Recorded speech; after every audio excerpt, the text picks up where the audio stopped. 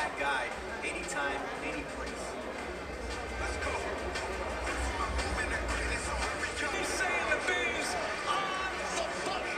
Cardenas is a good, tough fighter with all of his skills and all of his might and all of his motivation to upset.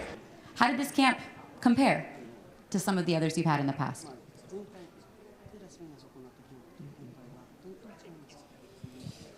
そうですね、前回、前々回というのはコロナ禍で、パンデミックの中での、試合だったので、今回、この T モバイルアリーナで試合をするということが、まず今回一番違いだと思います。The last two times I was here in Vegas, it was during the pandemic, and I had to train accordingly. But this time I'm fighting at the T-Mobile, and I think that's the biggest difference. U.S. audience, nonetheless, are you excited about that?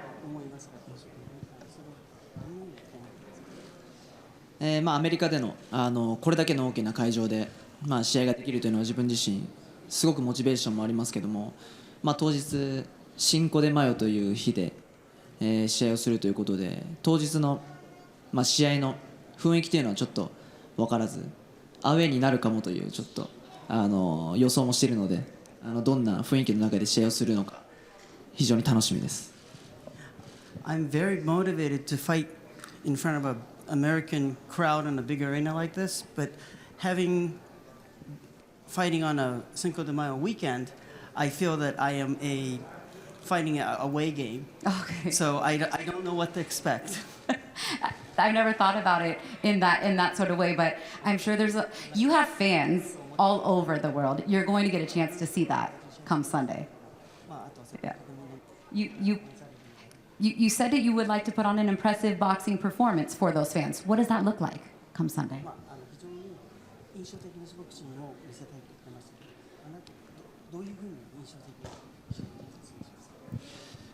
一つ望むのであればしっかりとボクシングを見せた上で中盤ノックアウトというのは自分の中でも、一番いい形の試合の終わらせ方というのは想定してますが、まず日本で見せているパフォーマンスというのを一番に考えてアメリカのお客さんの前でしっかりとボクシングを、お届けしたいと思います。First of all, the ideal situation is to show the American fans my boxing and win with a knockout. But more than anything else, I want everyone to see that what they have not been able to see live in Japan here in the U.S. 似た選手というのは自分の中では考えにくいですけども非常にまとまった選手であると思うので当日は非常に自分にとってもすごくいいボクシングができるんじゃないかなと期待しています。You know, a similar fighter, it's hard to say, but he's a very well-rounded fighter, and I think it's a good platform to show my boxing. パワーというものをすごく言われがちですけども、ディフェンスだったり距離感だったり当て感だったりというものが自分の中では一番突出しているのかなっていうのは思います。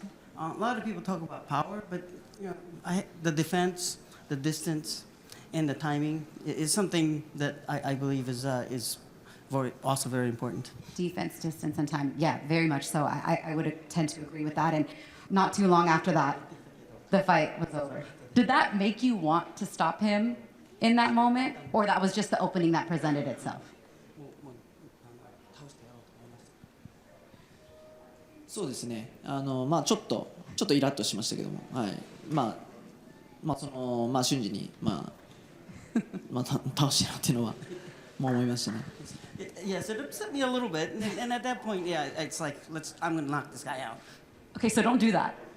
Okay, none of the. Yeah, you don't want to fire him up any more than that. Look, I know you guys have been doing a ton of interviews all week long. I'll give you a chance really quick to let everybody know, to your fans watching in Japan, to tune in on the. 日本で試合を見られる方に一言。はい、当日は、プライムビデオでのお昼頃の観戦と、なると思いますけども、アメリカでの試合を、期待して、応援してくれたら嬉しいと思います。In Japan, it'll be noon, and everybody watching in Japan, please watch my fight. All right, we're looking forward to it. どうもありがとうございます。All right, thank you everyone. Thank you for watching. We're going to pose off our fighters now. Don't forget to tune in to our fight, of course, buy tickets, all that good stuff. May 4th, it's going down from the T-Mobile Arena and live on ESPN. Let's face off our fighters now. Evan, you ready? All right. Muchas gracias. Thank you, guys.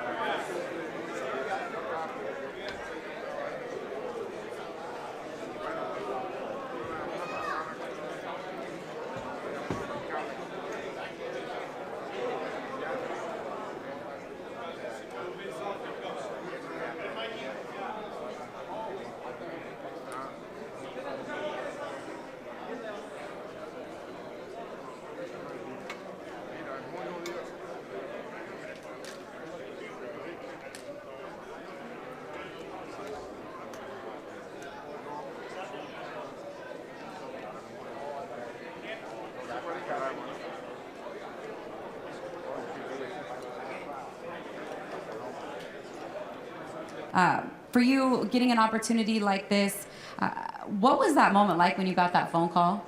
I mean, really, first things first, I want to thank my manager, Michael Miller, my promoter, Samson Milekowicz, and his beautiful wife, and Provax as well, because if it wasn't for them, I wouldn't be here.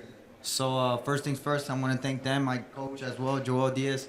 But other than that, I mean, it was just a normal conversation with my manager. He had called me, and I had just finished buying some food. Normal call. Normal call, and we were talking about something else, and then he told me, hey, would you like to fight anyway? I said, yeah, that's a fight that I've been telling you I wanted. And then he said, okay, May 4th. And I was like, oh, like, you serious? He's like, yeah. So I was like, yeah, of course. So then we took the fight, and now we're here. And how long of training camp? When was that when you got that phone call? I got that phone call maybe like a week after my fight. Let's go. So I was already like locked back in. Yeah. Yeah, well, shout out to ProBox though. You know what I mean? Yeah, That's for like, sure, that platform has been great. Yeah. They've been putting me on, and I'm thankful for them, because if it wasn't for them, I wouldn't have this opportunity. And I know that you're a fight fan. You watch boxing even when you're not fighting, not only studying your opponent, but the guys around your weight class and boxing from years past. For you to have the opportunity to fight on this weekend, right, to represent where you're from, to get another shot at fighting for a world title, is this a dream come true for you? Yes, because I remember, the first 24/7, De La Hoya and what was it, Mayweather?